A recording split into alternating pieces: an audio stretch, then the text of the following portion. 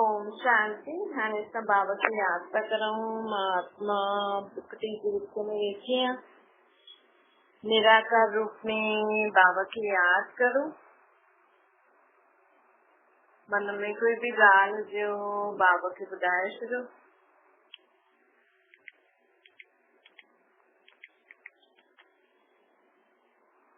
Hello. हाँ, ओम शांति। हाँ हाँ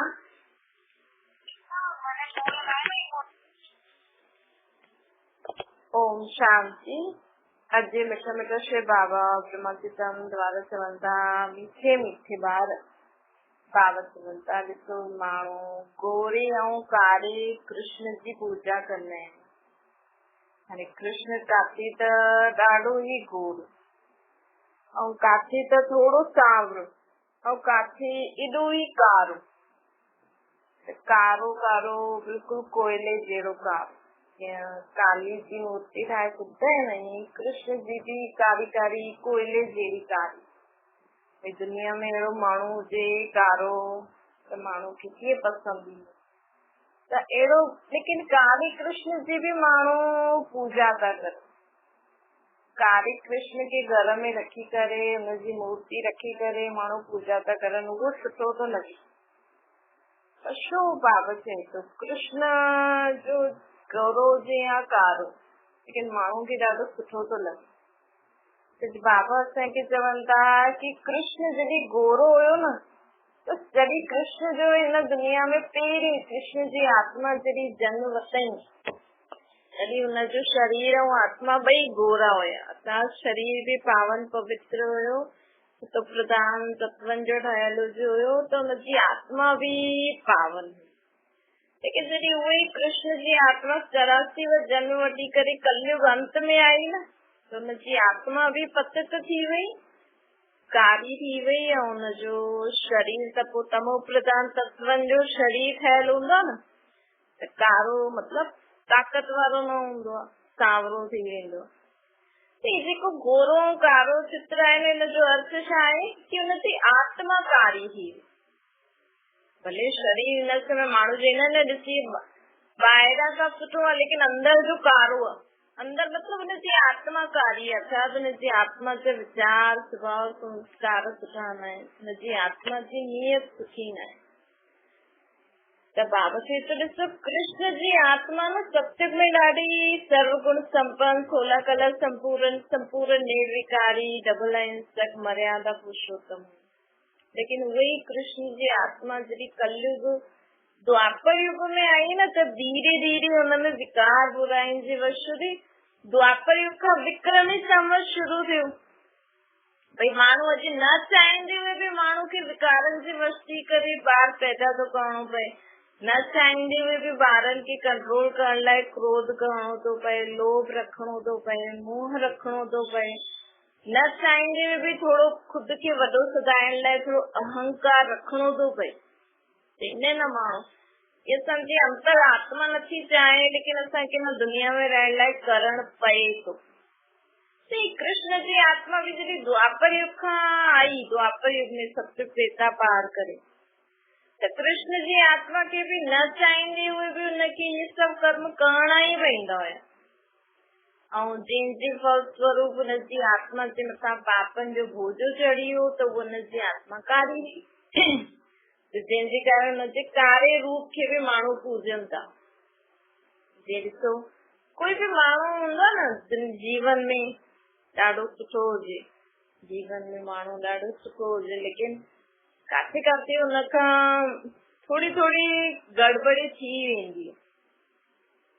त माण्हू न उनखे मञदा आहिनि, भई उहे ॼाणदा आहिनि कि ख़ुद जी मर्ज़ी सां नथो करे, लेकिन हिनखे करणो थो पए। जीअं माउ हूंदी आहे, ॿार हूंदो आहे, मां थोरो थोरो रोब रखंदी, कॾहिं क्रोध कंदी, कॾहिं हुनखे डांटदी, कॾहिं मारदी, त भी ॿार खे सम्झ हूंदी आहे न कि न मां मुंहिंजे सुठे जे लाइ थी करे। त केतिरो भी माण्हू हुनखे चए न तुंहिंजी मां ख़राब थी, कई बार ॿारनि जे दिमाग़ में, लेकिन मां जो अगरि अंदरां प्यार हूंदो न त हिन भावना सां अगरि ॿार खे डांटदी आहे मारदी आहे त हुन ॿार खे बि ऐं पोइ बि प्यार बि कंदी आहे, हुनखे सम्झाईंदी बि आहे और चईंदी बि आहे ॾिस मां करणु नथी चाहियां लेकिन तूं हीअं कंदो आहे न त मूंखे तोखे डांटणो पवंदो आहे, न त तूं ग़लति संगत में हली वञे ईअं करे। कृष्ण जी आत्मा भी द्वापर कलयुग में उहा बुरा कर्म न पई करणु चाहे, वो ॾाढी सुठी हुई, लेकिन उनखे काम विकार वश थी करे ॿार पैदा करणा ई पिया पवनि। ॿार बि माण्हू चईंदो न हिन समय बि कि केॾो बि सुठो हुजे धानी पुरुष महात्मा पुरुष त बि माण्हू गृहस्थी हलाइण लाइ उनखे विकार में वञी करे ॿार पैदा करण था पवनि, क्रोध करणो थो पए, रोब रखणो थो पए। छो कि द्वापर कलयुग जी दुनिया में सभिनि जा स्वभाव संस्कार अहिड़ा आहिनि, ॿार बि अहिड़ा आहिनि त उन्हनि खे थोरो रोब रखणो ई पवंदो आहे हिन दुनिया जे हिसाब सां। लेकिन कयो त पाप त चढ़ंदो न। भगवान चए थो तव्हां भले चओ कि असांखे विकारनि जे वश थी करे कर्म करणो थो पए, लेकिन पाप त पईंदो तॾहिं त माण्हू दान पुण्य करनि था न, तॾहिं त माण्हू भक्ति छो था करनि। अगर भगवान ई अहिड़ी दुनिया ढाकी अथई जंहिंमें काम विकार वश थी करे ॿार पैदा करो, लोभ वश थी करे धंधो कमायो, त भगवान जी असां भक्ति छो करूं, असां हुनजे अॻियां झुकूं छो? छो कि इहे द्वापर युग खां जेको विक्रम विकारनि जे वश थी करे कर्म करण जो सिस्टम शुरू थी वियो, इहे भगवान ने शुरू कयो अथई। ये असांजी आत्मा में शक्ति घटि थी वई आहे न, असां खुद खे ऐं भगवान खे भुलिजी आहियूं ऐं तरह तरह रीति सां भगवान खे यादि था करूं। हिन जे कारण असांखे इहा रावण जी दुनिया में इहे कमु करणो थो पए। अच्छा माण्हू सम्झे थो, छो कि गीता में लिखल आहे काम शत्रु आहे, हिन विकार ई असांजा असली दुश्मन, तॾहिं त माण्हू सम्झे थो कि असां ग़लति था करूं, लेकिन न चाहींदे हुए बि दुनिया में रहण जे कारण माण्हू खे करणो थो पए। त आत्मा त कारी थींदी ई न। अॼु तक केतिरो बि चओ कि न मां त भगवान खे मञण वारी आहियां, भगवान सां गॾु सभु कुझु हुनजे चए ते हलण वारी आहियां, तव्हां सुबुह शाम भक्ति करो, लेकिन अगरि तव्हां ॿारनि जे भले जे लाइ बि हुनखे डांटियो मारियो क्रोध कयो न त तव्हांजी आत्मा जे मथां पाप चढ़ंदो आहे। अॼु माण्हू चए थो कीड़नि मकोड़नि खे न मारो, हिननि खे मारण सां पाप पवंदो, चईंदो वीचारा आहिनि, हिननि जे लाइ बि यही दुनिया आहे। त ॿार जेका बुरी या दुनिया में जेका बुरा माण्हू आहिनि, जेका ॿार ग़लति कम था करनि या जेका आतंकवादी बुरा कम था करनि या जेका चोर बुरा कम था करनि, उनजे मथां छो थी दया अचे तव्हांखे? जीव जंतु जानवर चीटियूं मकोड़नि जे मथां दया थी अचे, लेकिन जेको चोरी थो करे वीचारे खे खाइण लाइ न आहे तो चोरी कंदो त हुनखे मारो छो था? आतंकवादी जेका हूंदा आहिनि उन्हनि सां सभु घृणा नफ़रत कंदा आहिनि। आतंकवादी कॾहिं ठहींदो आहे माण्हू? जॾहिं सभु हुन सां घृणा नफ़रत कंदा आहिनि, हुन सां सुठो व्यवहार न कंदा आहिनि। अॼु कंहिं मुस्लिमनि जो नाम ॿुधी करे माण्हू थींदो हरी मुस्लिम हट हट बजाए, तव्हां सां घृणा नफ़रत कंदा हो त उहो ॿियो ई बुरो थींदो वेंदो न उहो माण्हू। त बाबा चए थो ॾिसो दुनिया में माण्हू न चाहींदे हुए बि हर हिकु पंहिंजे पंहिंजे हिसाब सां हले थो, त हुनजे कारण हुनजी आत्मा कारी त थिए ई थी, भले तव्हां कुझु बि करो, लेकिन विकारनि जे वश थी करे आत्मा जॾहिं कोई कमु कंदी आहे न त हुनजे मथां हिकु कारो दाग लॻंदो ई आहे, इहे नियम आहे। कृष्ण जी आत्मा भी द्वापर कलयुग में जॾहिं आई त हुनखे बि करणो ई पियो दुनिया में रहण लाइ, हिनजे कारण हुनजी आत्मा कारी थी वई, लेकिन वो चाहे त न पई, इन करे माण्हू हुनखे अञा ताईं सुठो मञंदा आहिनि कि ॾिस एॾी वॾी सुठी आत्मा जो सतयुग में भई ॾिसो सतयुग जॾहिं हिन दुनिया में सतयुग शुरू थींदो, सत्य जी दुनिया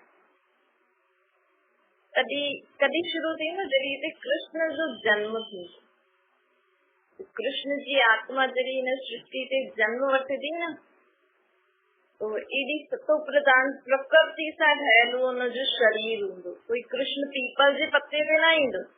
कृष्ण माता जे गर्भ में गाय जन्म वठंदो, लेकिन जो हिन समय माण्हू जो गर्भ ठहींदो न, वो विकारनि सां ठहींदो, काम विकार सां। लेकिन सतयुग में जो गर्भ ठहींदो न, गर्भ जे अंदर जेको ॿार हूंदो, वो आत्मिक शक्ति सां ठहींदो। कृष्ण सभिनि खे एॾो सुठो छो थो लॻे? हर हिकु कृष्ण, विदेश में भी ॾिसो कृष्ण जो ॾाढो नाम। छो जे कृष्ण जी आत्मा जॾहिं गोरी हुई, जॾहिं सतो प्रधान हुई, त हिन दुनिया में, पूरी दुनिया में सभिनि खां पहिरियों कृष्ण जी आत्मा खे शरीर अहिड़ो मिलियो जो आत्मिक शक्ति सां मिलियो। हुनजो शरीर ई सभिनि खां पहिरियों हुयो सुठो। तब सतो प्रधान तत्वनि जो, हिन समय तत्व भी त तमो प्रधान थी विया न, पानी हवा सब दूषित थी विया, लेकिन परमात्मा हिन सभिनि खे शुद्ध कंदो। पोइ जॾहिं शुद्ध करे छॾंदो न, जॾहिं सृष्टि पूरी साफ़ थी वेंदी, त हिन साफ़ सृष्टि ते शुद्ध तत्वनि सां ठहियल उहे शरीर सभिनि खां पहिरियों कृष्ण खे मिलंदो। त कृष्ण जी आत्मा सभिनि खां पावन हूंदी। छो? छो जी हुन भगवान जी मदद कई। छो जी हुन हिन कलयुगी दुनिया में रहंदे हुए भी, दुख पाप जी दुनिया में रहंदे हुए भी, वह परमात्मा खे यादि करे सभिनि जो भलो कंदी। भई माण्हू कृष्ण खे एॾो पूजनि था, लेकिन माण्हू त इहे ॼाणंदा आहिनि, भई कृष्ण माखन चुराईंदो हुयो, कपिड़ा चुराईंदो हुयो, ईअं कंदो हुयो, लेकिन असल में ये तो सब द्वापर कलयुग जो कर्म माण्हू खे पता है। लेकिन असली जो कृष्ण जी आत्मा जॾहिं स्वर्ग में हुई, सतयुग में हुई, तो हुनजे सोने ये जा महल हुया, हुनजे राज्य में सब सुख शांति सां रहंदा हुया। हुनजी दुनिया में कंहिंखे दुख न हूंदो हुयो। अहिड़ा जीव जंतु जानवर ई न हूंदा हुया जंहिंखे दुख थिए। चीटियूं हलंदासीं त कॾहिं पेर ते फाची वेंदी, चीटी मकोड़ा छिपकलियूं सांप अहिड़ा, ये सब खराब जेका हूंदा आहिनि न, शेर ये सब जेका हानिकारक हूंदा आहिनि, अॼु केतिरो बि चए माण्हू, लेकिन ये सब हानिकारक आहिनि न जानवर। पहिरियों न हुया, लेकिन हाणे हिननि खे बि पंहिंजी हुनजे लाइ, पंहिंजे पाण खे बचाइण लाइ ये भी ज़हरीला भी आहिनि। त बाबा चए थो कि हाणे कृष्ण जी दुनिया में माण्हू ॾेखारींदा, झांकियूं लॻाईंदा आहिनि, हुनमें छा ॾेखारींदा आहिनि? भई कृष्ण खे ईअं कई, ईअं कई, हिन कंस खे मारी, ईअं कई। त ये सतयुग में जो कृष्ण जॾहिं गोरो हुयो न, जॾहिं हुनजी आत्मा शरीर सतो प्रधान हुयो, हुन समय जा कर्म न ॾेखारींदा आहिनि। वो सब त कंहिंखे पतो ई न आहे। हुन सभिनि जे बारे में त हाणे परमात्मा असांखे ॿुधाए थो कि जॾहिं कृष्ण गोरो हुयो त हुनजी दुनिया में वो कॾहिं पंहिंजे घर में या ॿियनि जे घर वञी करे माखन न चुराईंदो हुयो। छो हुनजी दुनिया में ये माखन आदि दूध दही त ॾाढो ई हूंदो हुयो। चईंदा न घी जी नदियूं वहंदियूं, घी जी नदियूं अर्थात कृष्ण जॾहिं गोरो हूंदो त हुनजी दुनिया में पाणी एतिरो घी जीअं शक्तिशाली हूंदो। जे घी खाईंदे न माण्हू ताक़त मिले, उतां जो पाणी एॾो ताक़तवर थींदो कि पाणी पीअंदे ई माण्हू खे ताक़त अची। त गोरो जॾहिं कृष्ण हुयो त हुनजी दुनिया में कोई दुख पाप, कोई विकार न हुयो, कोई चोरी न थींदी हुई, कोई हॉस्पिटल न हूंदो, कोई जेल न हूंदो, छो जो उते कोई बीमारी हूंदी ही न, उते कोई चोरी खराब कम कंदो ही न, उते सभी मनुष्य घर गृहस्थी हूंदी, लेकिन सब सुख शांति सां रहंदा। माण्हू चईंदा आहिनि कि कृष्ण जी महिमा ॻाईंदा आहिनि न, सर्वगुण संपन्न, 16 कला संपूर्ण, संपूर्ण निर्विकारी, डबल अहिंसक, मर्यादा पुरुषोत्तम। हाणे जेकी कहानियूं ॾेखारींदा आहिनि टीवी में, भई कृष्ण कंस के मारे, ये तो हिंसा कई न। भले मारे मतलब हिंसा करे। अॼु माण्हू पंहिंजे भले जे लाइ सांप खे या चीते खे या कंहिंखे मारे थो त हुनखे चवनि था ये पापी आहे, न हिनखे मारियो अथई। छो हिंसा मतलब हिंसा, मारण मतलब मारण। त कृष्ण कंस खे मारे मतलब हिंसा कई, त उहो डबल अहिंसक कीअं थिए? तो ये जेकी असां महिमा ॻायूं था कि कृष्ण डबल अहिंसक आ, त ये त ग़लति था ॻायूं न। लेकिन जॾहिं कृष्ण द्वापर कलयुग में आयो न हुनजी आत्मा, तॾहिं हुन ये खुद जी ऐं देश खे बचाइण लाइ अहिड़े कंस जहिड़े माण्हुनि खे मारी। लेकिन जॾहिं कृष्ण जी आत्मा सतयुग में हुई त उते कंस जहिड़ो माण्हू हुयो ई न, उते उहो अहिंसक हुयो, उते केरु हिंसा हुई ई न, उते कोई कंहिंखे दुख कंदो ई दुख ॾींदो ई न हुयो। भई हिते हुई त फौजी माण्हू असांखे बचाइण लाइ आतंकवादी खे मारदा आहिनि त बुरो थोड़ी बंदा आहिनि, ॿियो उन्हनि खे प्राइज़ ॾींदा आहिनि। ऐं इहो कोई कंहिंखे मारे, भले उहो हुनजो दुश्मन ई हुजे, दुनियादारी में अगरि कोई कंहिंजो दुश्मन ठही वेंदो आहे, उहो हुनखे सोचदो आहे भई मूंखे ऐं मुंहिंजे घर वारनि खे मारे छॾियो, ऐं अगरि उहो हुनखे मारे छॾे त माण्हू जेल में विझनि, भई पुलिस वारा चईंदा असांखे छो न ॿुधाई, असां पाण ई हुन सां निपटऊं हा न। उहो ई आतंकवादी खे माण्हू मारनि था त उन्हनि खे बि पकड़े करे, एतिरी ताक़त रखो कि उन्हनि खे पकड़े करे या कोई ॿियो तरीक़ो ढूंढो कि मारो न। लेकिन माण्हू देश जी खुद जी सुरक्षा जे लाइ उन्हनि खे मारदो आहे त देश जी रक्षा कई, लेकिन मारी त मारी। ये कृष्ण भी कंस खे मारे, लेकिन मारी त मारी, हिंसा त कई न, त हुनखे डबल अहिंसक त न चईंदासीं न।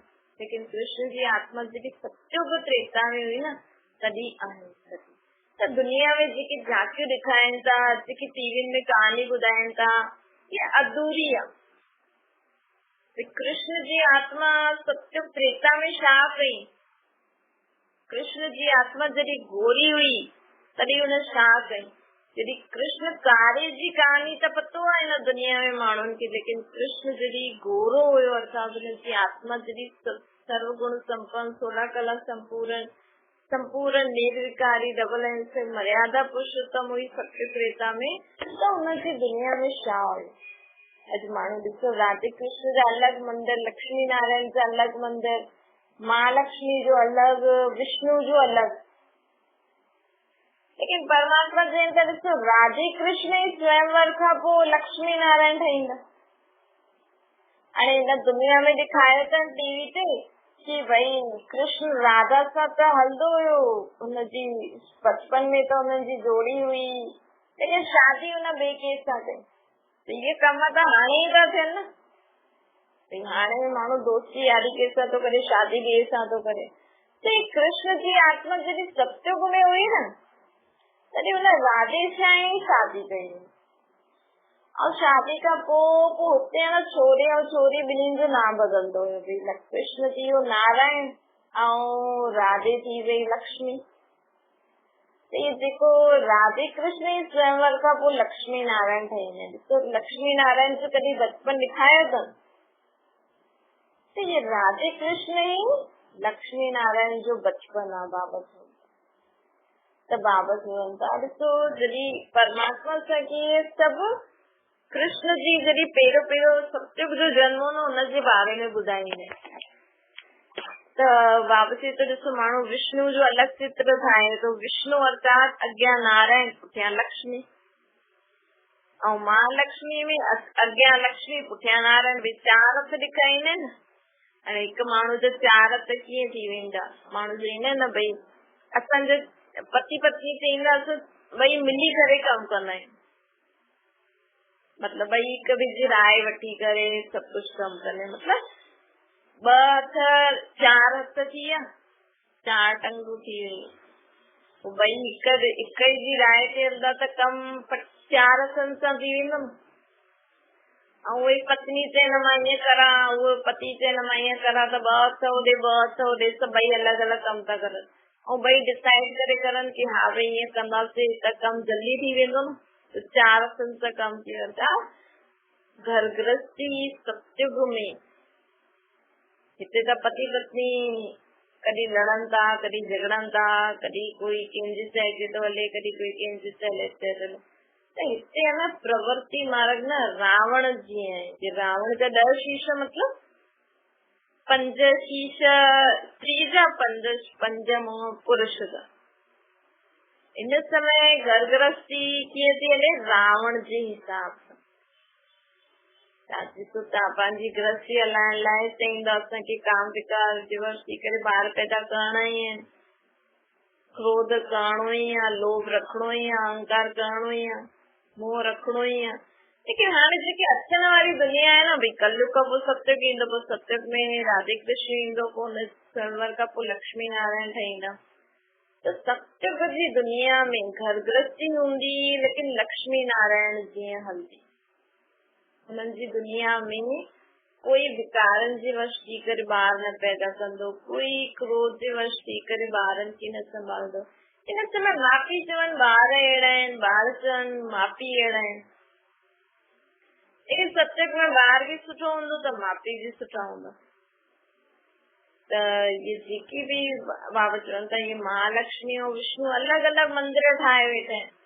राधे कृष्ण जो अलॻि, लक्ष्मी नारायण जो अलॻि। परमात्मा जी त उहो ई बचपन आहे, उहो ई शादी खां पोइ आहे, उहो ई घर गृहस्थी उहो मिली जुली करे हलाईंदा आहिनि। त अलॻि अलॻि मंदिर ठाहे छॾिया अथनि। अगरि ॾिसो अर्थ सम्झी वञनि त इहो भी ख़र्चो ख़तम थी वियो। लेकिन अर्थ न सम्झंदा आहिनि त कोई चवंदो असांजो विष्णु वॾो, कोई चवंदो असांजी महालक्ष्मी वॾी, कोई चवंदो असांजो नारायण वॾो, कोई चवंदो असांजी लक्ष्मी वॾी, कोई चवंदो राधे राधे, कोई चवंदो कृष्ण कृष्ण। हाणे आहिनि ॿ ई आत्मायूं, कृष्ण ऐं राधे जी। उहो ई बचपन में राधे कृष्ण, शादी खां पोइ लक्ष्मी नारायण, पोइ पंहिंजी गृहस्थी हिक साथ वेही करे हलाईंदा। त कॾहिं नारायण डिसीजन वठंदो त विष्णु, लक्ष्मी हुनजो साथ ॾींदी। कॾहिं लक्ष्मी डिसीजन वठंदी त नारायण हुनजो साथ ॾींदो त महालक्ष्मी। केॾो मतिलबु भॻवान जेको असांखे ज्ञान थो ॾिए न, हिन सां असां ॾाढे सारे झंझटनि सां बची सघिया आहियूं। अॼु माण्हू ॾिसो केॾा त्योहार था मल्हाइनि। हाणे राधे कृष्ण जो मल्हाईंदा, पोइ राधे जो मल्हाईंदा, पोइ हर महीने नारायण और विष्णु जो मल्हाईंदा आहिनि। सत्यनारायण जी कथा में विष्णु जी पूजा कंदा, पोइ महालक्ष्मी मल्हाईंदा, पोइ दिवाली मल्हाईंदा। हाणे ॾिसो कीअं हाणे कृष्ण पैदा थींदो, कल्ह हुनजो जन्म ॾींहुं मल्हाईंदा, पोइ राधे जन्म वठंदी, पोइ हुननि जो स्वयंवर थींदो त गद्दी ते वेंदा त दिवाली। दिवाली मतिलबु दिवाली जो ॾींहुं, असुल में दिवाली जो ॾींहुं मतिलबु जॾहिं राधे कृष्ण स्वयंवर खां पोइ गद्दी ते वेंदा न, त हुनजो यादगार माण्हू दिवाली जे रूप में मल्हाईंदो। त दिवाली जे रूप में ये इन जो अर्थ इहो आहे कि माण्हू त चइण में मल्हाईंदा कल्ह जन्माष्टमी, पोइ महालक्ष्मी, पोइ दिवाली, लेकिन अर्थ इहो आहे कि अचण वारी जेकी सतयुग में जीअं माण्हू पंहिंजी शादी जी सालगिरह मल्हाईंदो आहे, पंहिंजो जनम ॾींहुं मल्हाईंदो, ईअं ई जॾहिं हिते सतयुग, हाणे त कलयुग वरी सतयुग ईंदो, त जॾहिं सतयुग में पहिरियों कृष्ण जो जन्म थियो हुयो न, वो 5000 साल पहिरियों कृष्ण जो जेको जन्म थियो हुयो, उहो अञा ताईं माण्हू ख़ुशियुनि में मल्हाईंदो। त केरु मल्हाईंदो? जेकी हुन दुनिया में हूंदो, सभु न हूंदो। कृष्ण जॾहिं गोरो हूंदो न, त हुनजी दुनिया में एॾा सारा माण्हू न हूंदा जेतिरा हाणे दुनिया में। हिन समय ॾाढा थोड़ा माण्हू हूंदा, ऐं भारत में ई हूंदा। त बाबा जी तो ॾिसो काथे असां पंहिंजो पिछले जन्म जो यादि आहे असांखे पंहिंजो जन्म, लेकिन असांखे कृष्ण जो की पहिरियों प्रिंस, पहिरीं आत्मा हिन दुनिया में जन्म वठंदी सुठे शरीर द्वारा, त हुनजो जनम ॾींहुं माण्हू अॼु बि मल्हाइनि था। त केॾी ऊची आत्मा, केॾी सुठी आत्मा आहे, लेकिन हुन खां ऊचो परमात्मा आहे। कृष्ण खे अहिड़ो ठाहिण वारो केरु? भगवान, जेको परम पिता परमात्मा है।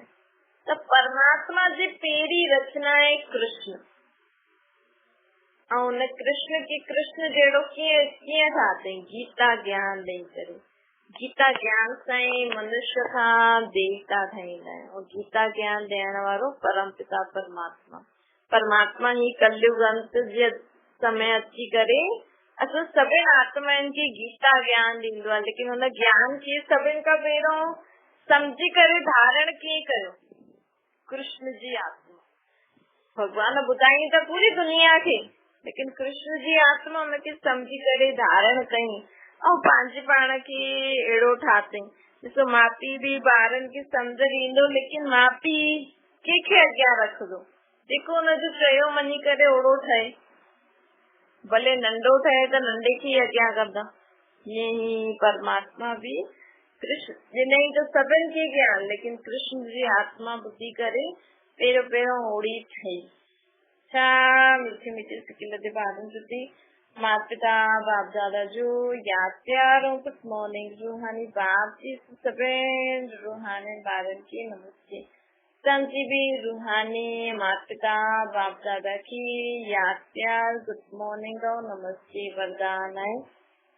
याद और सेवा द्वारा सब चक्करनि खे समाप्त करे क्षमा ते फिदा थियण वारा सच्चा परवाना ठहो। बाबा चए थो कि जेका माण्हू सॼो ॾींहुं कर्म कंदे हुए मूंखे यादि कंदा आहिनि न, उहे सभिनि चक्करनि खां मुक्त थी वेंदा आहिनि। भई पंहिंजो कर्म कंदा रहो, भगवान खे यादि कंदा रहो, तो जीवन में जो अलॻि अलॻि चक्करनि में फसी वेंदा आहिनि न माण्हू, इन्हनि सां मुक्त थी वेंदो। कोई भी चक्कर हूंदो त चक्कर ई कम न कंदासीं, उन ॻाल्हि में फसी वेंदासीं। कॾहिं संबंधनि जे चक्कर में अची वेंदव, कॾहिं पंहिंजे स्वभाव संस्कारनि जे चक्कर में अची वेंदव। ईअं अगरि असां चक्करनि में फसी वेंदासीं पोइ असां भॻवान खे भुलिजी वेंदासीं, कम बि न थी पाईंदो। त बाबा चवनि था कि इन करे सॼो ॾींहुं कर्म कंदे हुए बाबा खे यादि कंदा न परमात्मा खे, त उहो असांखे सभु चक्करनि सां बचाए छॾिबो ऐं कम बि जल्दी थी वेंदो। असां जीवन में सदा सुख शांति सां रहंदासीं। स्लोगन आहे जो सच्चो पारस हूंदो न, उनजे संग में रही करे लोहे जहिड़ी आत्मा जो खुद खे नथी परिवर्तन करे सघे, अहिड़ी आत्मा खे बि उहो परिवर्तन करे ॾींदो खुद जे संग सां। क्रोध न कंदो, डांटो मारदो न, पंहिंजे संग जो जेके सुठा स्वभाव संस्कार हूंदा आहिनि न, उहो पंहिंजे संग सां ई ॿियनि खे परिवर्तन करे। ओम शांति। बाबा खे यादि करो